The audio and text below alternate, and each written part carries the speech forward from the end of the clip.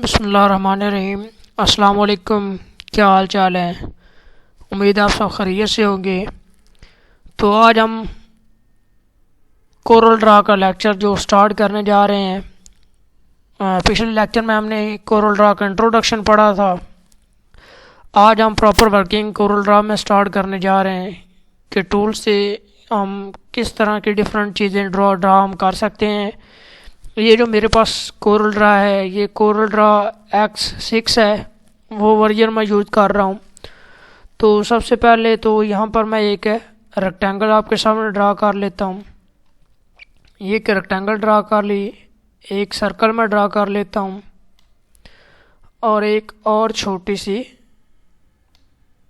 एक रेक्टेंगल में ड्रा कर लेता हूँ।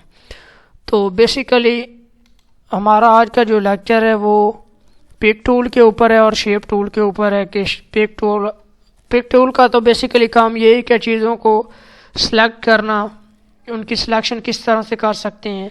फ़र्ज़ करें ये पिक टूल है हमारे पास, तो एक तो हम हर एक को अलग-अलग करके सिलेक्ट कर सकते हैं। फ़र्ज़ करें ये दो रेक्टेंगल और एक सर्कल हमारे पास ओपन है, तो अगर तो हम सिर्फ इन दोनों को सिलेक्ट करने, एक तो हमारे पास तरीका ये है कि हम इन दोनों को इस तरह से सिलेक्ट कर सकते हैं। अगर आप इस तरह से नहीं करना चाहते तो आपने पहले इसको सिलेक्ट करना है, शिफ्ट का बटन प्रेस करके माउस से राइट क्लिक करके इसको सिलेक्ट करना, तो ये दोनों सिलेक्ट हो जाएंगे इस तरह से भी। और इस तरह से सिलेक्शन करके इन तीनों को आप इस तरह भी सिलेक्ट कर सकते हैं। इनमें कलरिंग आप अलग-अलग जो मर्जी कर सकते हैं, जो आपको अच्छे लग रहे हैं वो आप कलरिंग इसमें कर सकते हैं, नो डाउट।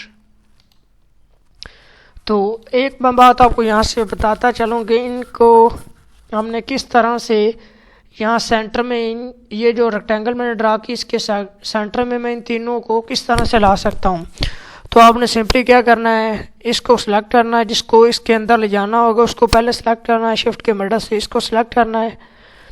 अब आपने क्या करना है कि कीबोर्ड से सी पहले फर्स्ट ऑफ प्रेस करना है और उसके बाद ई जैसे ही प्रेस करेंगे ये उसके ऑटोमेटिकली सेंटर में पहुंच जाएगा। अब आपने क्या करना है कि फ़र्ज़ करें मैं इसको भी इसके सेंटर में ले जाना चाहता हूं, तो इसको सिलेक्ट करना है, शिफ्ट की मदद से इसको सारे को भी सिलेक्ट करना है, सी किया और जैसे ई प्रेस करूँगा तो ये ऑटोमेटिकली उसके सेंटर में पहुँच जाएगा। तो इस तरह से हम इन चीज़ों को एक दूसरे के सेंटर में ला सकते हैं। एक तो बेसिकली ये है कि ये जो हमने रेक्टेंगल ड्रा किए हैं, अगर तो ये कोरल इलस्ट्रेटर में या फोटोशॉप में हम करते हैं तो उनको अगर जूम आप बढ़ाते जाएंगे तो वो एक चीज़ें जैसे फट नहीं जाती है, अजीब सी बन जाती है, उनकी शक्ल इस तरह से आपको दिखाई देगी। लेकिन यहाँ पर आप इसका जूम जितना मर्जी बढ़ाते जाएंगे ये आपको उसी ओरिजिनल शेप में ही दिखाई देगा, जो आपके पास ओरिजिनल शेप इसकी मौजूद होगी उसी ओरिजिनल शेप के ये मौजूद होगा, ये चेंज नहीं होगा। तो अब हम शेप टूल के बारे में पढ़ेंगे कि शेप टूल की मदद से हम क्या करते हैं। शेप टूल में बेसिकली बहुत सी डिफरेंट टूल्स पड़े हुए हैं, लेकिन आज हम सिर्फ शेप टूल को ही पढ़ेंगे और जो फर्दर इसके टूल्स हैं वो नेक्स्ट आने वाले लेक्चर में डिस्कस करेंगे। तो यहाँ पर मैं आपके सामने एक रेक्टेंगल ड्रा कर लेता हूँ। ये मैंने एक रेक्टेंगल ड्रा कर ली, इसमें हम कोई कलर दे देते हैं। फ़र्ज़ करें ये मैंने कलर दे लिया आपको समझाने के लिए, ताकि आपको अच्छी तरह इसकी समझ आ सके। तो यहाँ पर शेप टूल को जैसे मैं सेलेक्ट करूँगा, यहाँ पर जो प्रॉपर्टीज़ हैं वो ऑटोमेटिकली चेंज यहाँ से हो जाएंगी। तो ये देख सकते ये जो एरिया है, यहाँ पर जैसे ही मैं शेप टूल सेलेक्ट करूँगा इसको मैं इस तरह से राउंड करना शुरू करूँगा।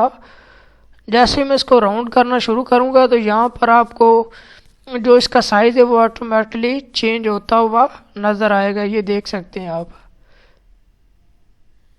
ये देख सकते हैं ओवरऑल सारा। अगर फ़र्ज़ करें मैं किसी एक यहाँ से कॉर्नर को, ये तीनों कॉर्नर को नहीं करना चाहता अलग जूम, यानी कि राउंड रेक्टेंगल में इसको नहीं कन्वर्ट करना चाहता, सिर्फ मैं एक कॉर्नर को करना चाहता हूँ, तो उसके लिए मैं क्या करूँगा, कंट्रोल का बटन प्रेस करूँगा और अब इसको मैं इस तरह से जिस तरह मर्जी राउंड कर सकता हूँ राइट बटन क्लिक करके माउस का।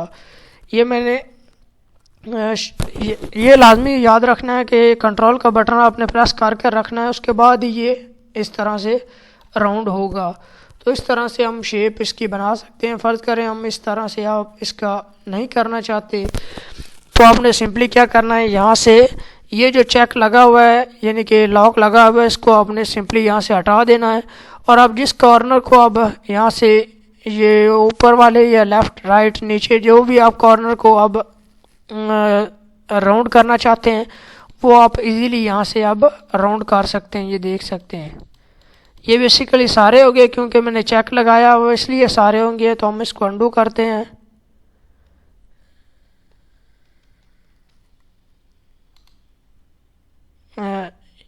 ये रेक्टेंगल को मैंने यहाँ पर एक और रेक्टेंगल ड्रा कर लेते हैं।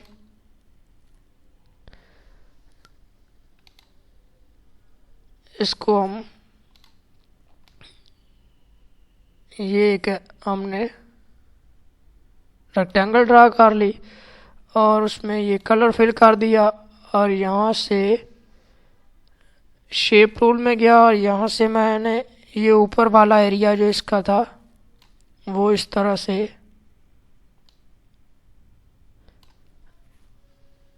यानी कि राउंड कर दिया।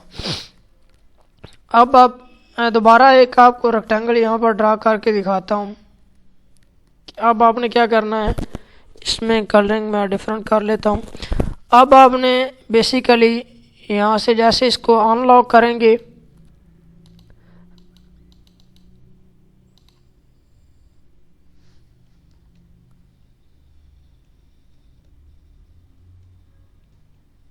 ये 0 पर गया।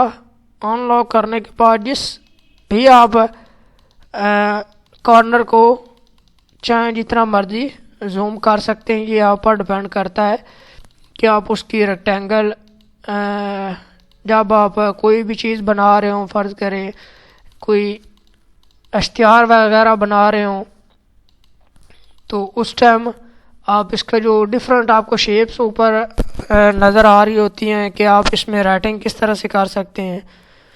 तो इसमें आप इस तरह से इसको राउंड कर सकते हैं। इसमें आप टेक्स्ट भी लिख सकते हैं अपनी मर्ज़ी से, कोई भी टेक्स्ट आप इसमें एडिशन कर सकते हैं। फ़र्ज़ करें मैं अपना नाम ही लिख लेता हूँ।